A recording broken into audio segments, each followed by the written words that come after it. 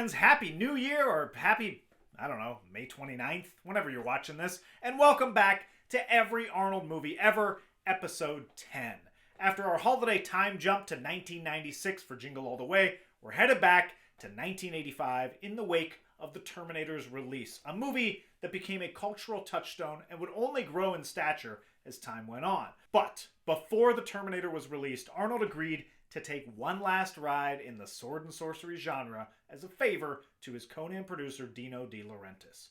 The result was Red Sonja. Now remember, Arnold had a 10-year deal to only make Conan movies with Dino, but Dino De Laurentiis made an exception for the Terminator. Arnold was grateful to De Laurentiis for the flexibility, and after Conan the Destroyer failed to take off, both Dino and Arnold agreed their next project would be a contemporary action movie. But before that would happen, De Laurentiis had one little favor to ask. He had gained the rights to Red Sonja, another character in the Conan universe created by Roy Thomas in Marvel Comics in 1973. This was not a creation of the original Conan creator, Robert E. Howard. Important distinction, though it was an amalgamation of several of his characters. Dark Agnes de Chastillon, Valeria, and Red Sonja, but that's a totally different character. This one had a Y instead of a J. She was also a gunslinger in the 1500s, and she wasn't a part of Conan's world. So, important to remember, this was a Marvel Roy Thomas creation. De Laurentiis wanted Arnold to have a cameo in the movie as Conan to basically give a rub to the Sonja character. Not give a rub, well, kind of. Anyway, he just wanted his star power to give more exposure to Sonja and get audience in theaters and basically set her up for a successful franchise of her own. Only one very small problem. Red Sonja and Conan's rights did not line up properly. They couldn't be in the same movie together. So, Conan was out, and in his place was a brand new, totally original, no relation to Conan at all character named Lord Calidor. There, problem solved. And then Dino sent Arnold the script. Maria read the script and said, "Don't do it, it's trash." I agreed, but I felt I owed Dino a favor. So, at the end of October, just before the Terminator was due for release, I found myself on an airplane to Rome, where Red Sonja was filming. Now, Arnold saying he owed Dino a favor tracks with some of the decisions he made early in his career. It's that same sense of obligation he felt when George Butler persuaded him to star in Pumping Iron as an obligation to help the sport of bodybuilding. It's the same sense of obligation he shows when he brings along his bodybuilding friends for bit parts in his movies. And it's his gratitude towards De Laurentiis for giving him his first major starring role in Conan the Barbarian that led him to accept Red Sonja. And you can't really blame him. His loyalty worked for him in the past. And, oh yeah, also, he got paid $1 million. That didn't hurt. Now, when it came to putting the movie together, Dino either wanted consistency within the world or was extremely lazy. He rehired Richard Fleischer, journeyman director of Destroyer, but that's not all. Originally, Red Sonja was to be played by Sandahl Bergman, Valeria from the Conan movies, but she turned it down for fear of typecasting. So instead, she was like, I still want to be in this movie. I'll just play the villain, Queen Gedrin. All right. Pat Roach, who played Red Boob Monster Man in Destroyer, returns in a different role. Sven Ole Thorsen, who played two different roles in Barbarian and Destroyer, plays a third character here. And rounding out the cast are Ronald Lacey, who you'd know from Raiders of the Lost Ark, and Ernie Reyes Jr. as Prince Tarn, who was in The Last Dragon and Teenage Mutant Ninja Turtles 2 and Surf Ninjas, so you know who he is. And for the role of Red Sonja herself, they originally approached Lorraine Landon, not aware she had already starred in a 1983 female Conan-style movie called Hundra. I found an interview in the book Badass Women of Cinema where Lorraine says, I met with Arnold Schwarzenegger and Dino De Laurentiis. They were looking for a female Conan. They didn't know that I had done Hundra. When I went to meet them, I said I made a movie where I played a female Conan. Arnold said to me, "You ripped off my movie!" Dino said, "There's no point in auditioning you because you've already done this movie." Dino talked like he wasn't going to do Red Sonja after hearing about Hundra. Arnold said, "Do it anyway because their movie will never match my movie." Arnold's confidence, you gotta love it, unmatched. And so, Lorraine was out, and after a year-long search, Dino found his Sonja in a 21-year-old model from Denmark named Brigitte Nielsen. This was her first acting role, but she must have had a hell of an audition. And I'm actually very curious to see what that was. as opposed to what we get on film. We'll get to that. Now, filming began in October of 1984, and Arnold originally signed on for a 1-week cameo. But that cameo ended up going from 1 week to 4 weeks. Now, Arnold claims all of his scenes were shot with 3 cameras, and all that footage was stretched in the editing room to extend his time on screen. So, instead of a minor appearance as originally agreed upon, he accidentally ended up as one of the film's main characters. Don't you hate it when that happens? Oops, I'm accidentally the star of a movie. What am I going to do with this $1 million? Alright, well, let's take a look at the movie for ourselves. Now, within the first minute, you can tell this thing is in trouble. Because it feels like you've wandered into the movie theater a half hour late and missed an entire prologue setting up Red Sonja's origin story. It opens with a fire and Red Sonja on the ground, and then we're sent on a flashback. A flashback 1 minute into the movie. What? Showing Sonja's parents being murdered by Queen Gedren, Sonja being raped, and a forest ghost lady endowing Sonja with quote-unquote great strength. But it's more like the power to, kind of fight pretty okay. This has got to be the Clarence of goddesses, because honestly, Sonja struggles in a lot of her battles and needs help to get out of most situations. Now, this movie is a scant 89 minutes at best. I guarantee there's a cut out there that ran 105 minutes and had all of this important character development play out, but someone felt like, oh god, that we need to get to Arnold faster. Not naming names. But I'm feeling generous today, so I'll call that efficient storytelling. And then 3 minutes in, we get our first look at Lord Calidor riding across the land. And at first glance, you may think Lord Calidor looks a lot like Conan, sounds a lot like Conan, has the same hair as Conan, but you'd be dead wrong, buddy, because Lord Calidor wears studded red velvet. And the only red Conan wears is the blood of his opponents. So here's Lord Conandor riding a horse, and the first thing you'll notice is his name gets top billing for a cameo. The second thing you'll notice is, boy, that's a lot of footage of Arnold riding a horse. In fact, it's 2 full, uninterrupted minutes. They spend as much time on wide shots of Arnold on a horse as they do establishing the murder of their main character's parents and her subsequent assault. Okay, maybe Arnold's onto something with that 3-camera thing. The other thing you'll notice during Arnold's long ride is that the music is by legendary composer Ennio Morricone, as opposed to Basil Poledouris, who did the 2 Conan movies.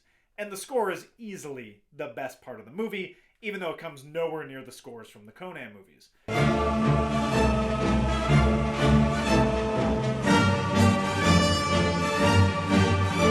Now, I get that they couldn't get the rights to Conan, but let's talk about this for a second. It's established in the opening crawl. This movie takes place in the Hyborian Kingdom, which means this is a universe where Conan exists.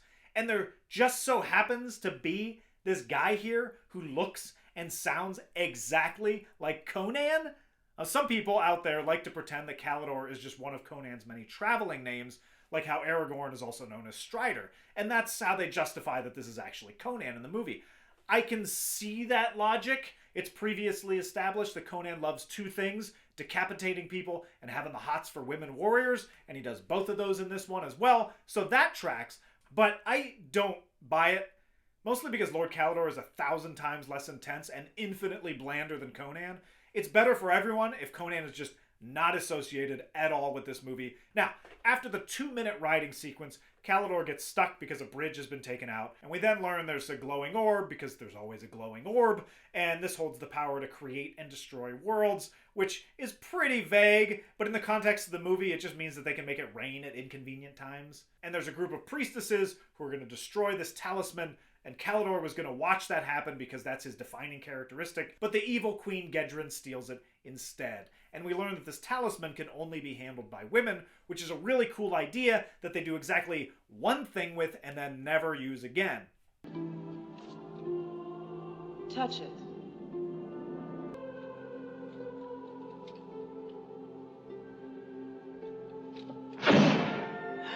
Gedren drops the priestesses in this hole and shuts them in there forever, and since I'm claustrophobic, this freaked me out a little bit, kind of messed up, and by the time Calidor finds his way around the bridge, it's just too late. And it's times like these you ask, where's Dominic Toretto when you need him? There's no bridge!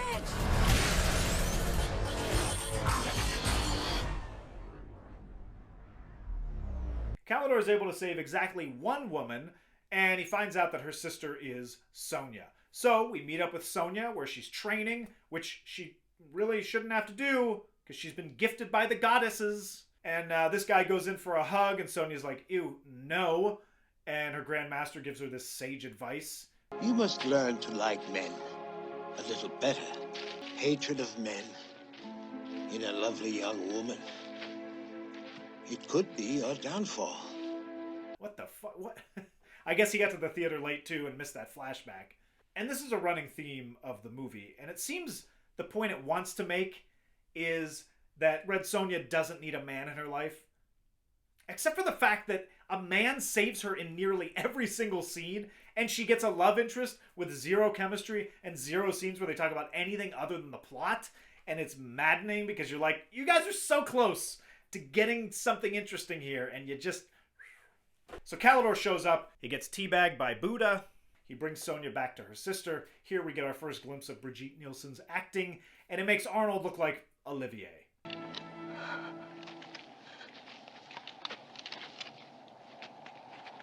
She's dead. Well, but maybe not Olivier, like, I don't know, Oliver Platt. But here Sonja finds out that Gedren is behind this and has killed another one of her family members. She's dead. And she vows to finally stop her. Then Calidor takes a contractually obligated break, and Sonja comes across a little prince and his sidekick, who I'll refer to as Horatio Sands without the allegations. Hello. And look, I can understand why Dino wanted Arnold to be in this movie more than just a cameo, because anytime he isn't on screen, things fall apart. Nielsen just doesn't have the chops to carry a scene. In Conan the Barbarian, Arnold was inexperienced, but they used his silence and his size to convey the character's strength and depth. Sonja is supposed to be confident, but none of her lines are delivered with confidence. I don't need eyes to find you. I can smell you at 100 paces. And then you throw a shrill child into the mix. You start to get flashbacks, not at the beginning of the movie, but to Conan the Destroyer, where they just loaded him up with a bunch of superfluous characters to try and hide the fact that the movie had nothing to say. This movie also has nothing to say, and it recognizes it because one scene later, Calidor is back creeping on Sonja, and she has to pass through this mountain gate and ends up killing this guy, Lord Breitag. And just as she's being overwhelmed by his henchmen, guess what? Here comes Calidor to save the day. There's some more stuff with the prince, but we don't even need to talk about it. We then catch up to Queen Gedren in what is easily my favorite scene. Usually these types of movies can be saved by crazy beasts. Here, we have to settle for this cute little pipe cleaner spider, which serves no plot purpose, and I'm pretty sure disappears right after this. You never see it again. Queen Gedren wants to spy on Red Sonja, so she asks for help from this wizard, but he forgot to close out his porn tab.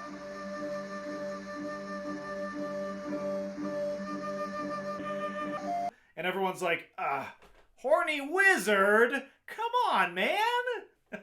If the movie had more moments like this, it would be a classic still talked about today. That's hilarious. Instead, we get more scenes with the little prince that are only notable because the prince tries to get Sonja to grope him. And oh my god, people, can you just leave her alone? And this movie has the gall to give us a shot of a skeleton this big. Look at this scale. It implies some enormous crazy beast is out there. And then, it just doesn't deliver. The closest we get is when Queen Gedren sets a trap for Sonja, but it is incredibly elaborate and requires a lot of assumptions on her part. First, she sends a storm to send them into a cave. Then she has to hope one of them is just going to wander off deep into the cave and find this pearl. And then, once they find the pearl, they have to hope that they're going to want to pull it out of the statue's mouth, which is not easy. It's very difficult. And then, if all of that happens, then it finally triggers this death machine dragon. And this thing looks pretty cool, but it still looks like something out of Universal Studios, and it has nothing to do with the plot. But guess what? The great warrior Sonja can't even defeat the thing on her own, so who comes swooping in? Yep, it's Calidor to save the day. Eventually. And he rides this thing for an eternity. This is one of those moments where it's obvious. They used every single frame of footage they shot with Arnold. It's crazy. Oh my god, he just rolls around for so long. Speaking of every single frame, after Calidor saves Sonja, again, he kisses her, but she pushes him away, and she says no man may have her unless he's beaten her in a fair fight. So they fight, and fight, and fight, and fight, and fight, and fight, and the fight almost reaches they live lengths until these two equally matched opponents, along with the audience, get sleepy and just give up. They're just like, all right, well, we tried. I guess we should, I don't know, go back to stopping the queen. So they head to the fortress and climb up this incredibly cheap looking set. And it strikes me that this movie has a budget of $17.9 million, about the same as Conan the Destroyer, but it looks like it costs half that.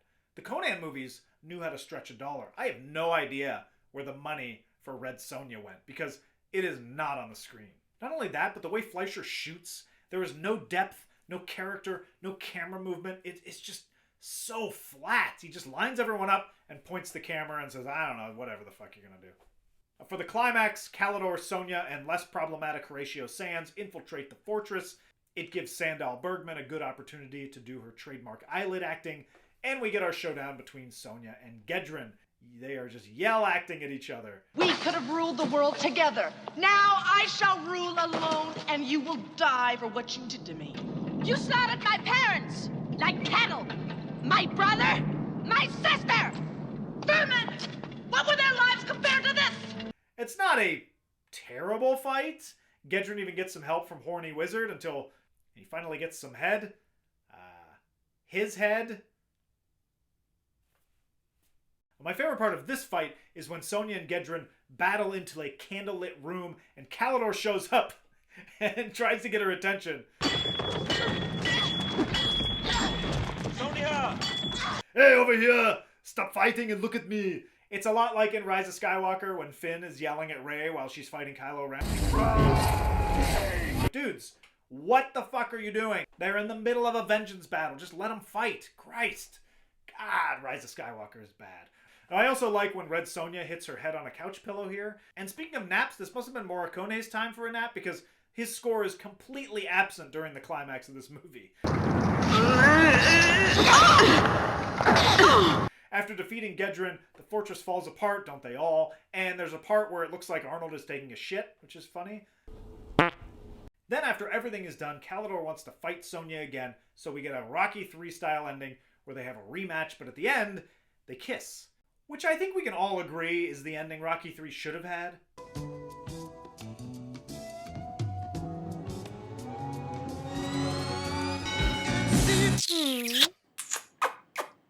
Now, while Arnold was off shooting Red Sonja, the Terminator was being released in the United States, and when he came back, that's when everyone started approaching him on the street asking him to say, I'll be back. He was in a decidedly different place than he was when he agreed to do the Sonja cameo. Now, Dino noticed that too, and he attempted to take advantage of it. As you can see, the posters and trailers for the movie did everything they possibly could to highlight Arnold's part in the movie. Only one man on Earth is man enough to win her. It's almost comical compared to the size of Arnold's role. This is the poster. Arnold looming, gigantic, and Sonja, the title character, just a quarter of his size. Even today, when I rented this movie, this was the still on iTunes. Dino was just trying to exploit Arnold's status, but it backfired.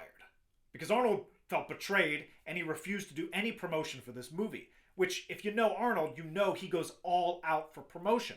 And it started a fissure in his relationship with Dino that would eventually lead to a dissolution of their partnership. Bad business all around. Red Sonja opened on July 3rd, 1985, the 4th of July weekend, at number 9 with $2.2 million. Also, by the way, happened to be the same week as Back to the Future. Reviews were merciless. Even Roger Ebert, who we've established has been kind to Arnold thus far in his career, gleefully eviscerated it during his review on Siskel and Ebert. Our first movie is named Red Sonja, and this one gets the prize against some very tough competition as the single silliest sword and sorcery movie since The Black Shield of Falworth. Look out, Sonja! Watch out, Sonja! I just love that. I know. There's been a long time since I've heard a line like, "You're mad. The talisman will destroy you." Meanwhile, they're dropping dirt directly in front of the limb. Exactly. Right there. It's inches away from the camera. How does he look, James? It ultimately made $6.9 million at the box office against that $17.9 budget. A dreadful performance. And unlike Conan the Destroyer, which inadvertently led to Arnold taking the Terminator, there is no silver lining for Red Sonja. Arnold says of Red Sonja, "It's the worst film I have ever made. The villain in Hercules in New York would like to have a word, sir." He continues, "Now I tell my kids that if they get out of line, they'll be forced to watch Red Sonja 10 times in a row. It must be working, because I've never had much trouble with any of them." One other thing to come out of Red Sonja was an affair between Arnold and Brigitte Nielsen. Turns out Maria's instincts were 100% correct. He should not have taken this movie. And also, Arnold could have shown Maria some of that same loyalty that he showed Dino that got him into this mess in the first place. Now, he claims it was just a fling during the shoot, and afterwards told her she had to move on to someone else. So she did, to Sylvester Stallone. That's in his book, and it's hilarious because I really think it's only in there so Arnold could brag that he was with Brigitte Nielsen before Sylvester Stallone. Worst piece of advice you ever got? To marry Stallone. Was it that bad? Yes. Now, even when I saw this as a kid, I knew something was off. Why the hell was Arnold playing Conan but not Conan? I always felt like they were trying to put one over on me. And I never revisited this until now. It was always kind of a fuzzy memory that I knew existed but never really wanted to go back to. And honestly, its biggest problem isn't that it's a bad movie. It's just that it's boring. Except for the supporting character performances who try their best to ham it up and hold it up, but it just buckles under the weight of mediocrity. Nielsen's acting is bad without being entertaining, and you can tell Arnold, for his part, wasn't expecting to have to create an entire character because it's an incredibly thin performance with one memorable line. "I'm no mercenary. Nobody pays me. And if I think somebody owes me something, I take it." He sleepwalks through a lot of it, but his physicality is definitely the highlight. He's still got his sword skills. It's also weird seeing him relegated to sidekick status because his presence overshadows everything else in the movie. I don't know. If they wanted to make a spin-off from Conan, they actually had the perfect opportunity there with Grace Jones's character Zula from Destroyer. That would have made for a much more interesting movie, and also you would have had someone who's a better match for Arnold charisma-wise. It's tough because this movie came out at an inflection point in his career where Terminator hit, suddenly he's a household name, and yeah, he feels like he got duped. I get that. And then on top of it, the movie is just so bad that it could have been a momentum killer. But, you know, he found a way to turn it around like he always does. All right, let's get to the stats. Acting chops, 3, phoned it in. Kill count, 27. That brings his total to 113. Catchphrase, "I'm not a mercenary. Nobody pays me. And if I feel like someone owes me, I take it." And here are the updated rankings for every Arnold movie ever. Get your cameos on Ranked. At the bottom, Forever and Ever, Hercules in New York. Number 7, The Villain. Number 6, Red Sonja. Number 5, Stay Hungry. Number 4, Conan the Destroyer. Number 3, Pumping Iron. Number 2, Conan the Barbarian. And number 1, The Terminator. Luckily, the halo effect from The Terminator would start to take effect with his next movie as Arnold discovers the power of catchphrases for his next hit. Stick around, because next episode I'm covering Commando. See you then.